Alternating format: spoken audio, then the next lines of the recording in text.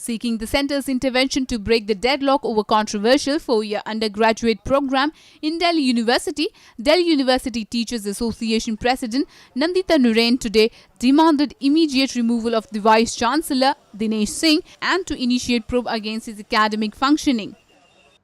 Speaking to NNIS, Nandita Narain urged the visitors to intervene in the matter and restore normalcy and start the admission process immediately. She further said that either the Vice-Chancellor should follow the UGC's directives or he can be held for serious negligence of duty and can be removed from his post.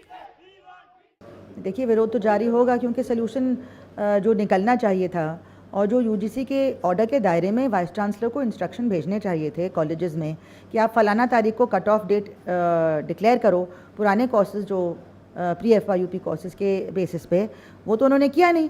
तो ये तो बहुत ही मतलब जैसे कि कहते हैं कि अजीब सिचुएशन है, अनप्रेसिडेंटेड, कि कोई वाइस चांसलर ऐसा काम करे कि जो उसके पावर में है ही नहीं। उसको जो पावर दिया गया है, जो हमारे एक्ट में है, यूजीसी एक्ट में है, जो संविधान में, उसके तहत उनको एक पावर दिया गया एक सीमा के अंदर। उस सीमा के बाहर जाके कि जो कोर्स अनऑथराइज्ड है, अनअप्रूव्ड है और डिक्लेयर हो गया, यूजीसी के पावर में वो बात आती है, उसमें वीसी मनमानी तो कर नहीं सकते।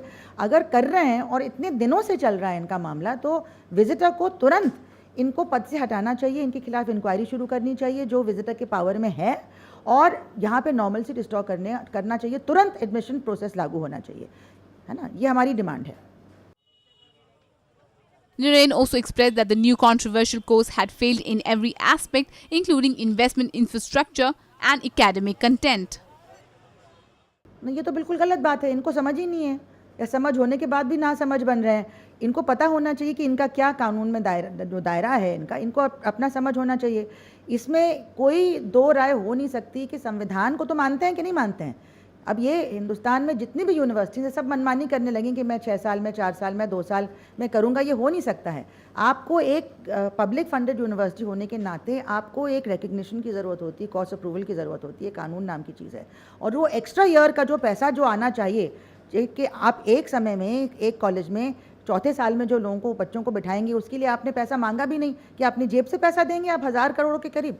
तो ये तो पूरा का पूरा हर नज़रिए से, चाहे वो इन्वेस्टमेंट का, इंफ्रास्ट्रक्चर का सवाल हो, चाहे वो एकेडमिक कंटेंट का सवाल हो, पूरी तरह से ये बहुत ही बकवास कोर्स, पूरा फीडबैक स्टूडेंट्स का जो आया है कि बहुत ही ख़राब कोर्स है।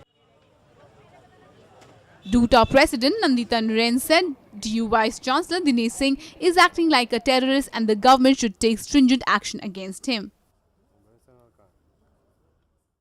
नहीं, गवर्नमेंट को तुरंत एक्शन वाइस चांसलर के खिलाफ लेना चाहिए। अगर वो वाइस चांसलर चाहते हैं कि उनके ऊपर दबाव, ब्लैकमेल करके सरकार को घुटने टिकवा दें, तो ये तो बहुत ही गलत प्रेसिडेंट होगा। किसी हालत में और आगे एक दिन भी और बढ़ना नहीं चाहिए।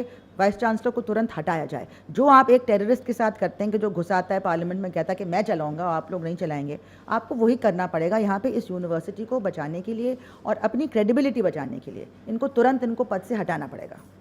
Powered by NNIS.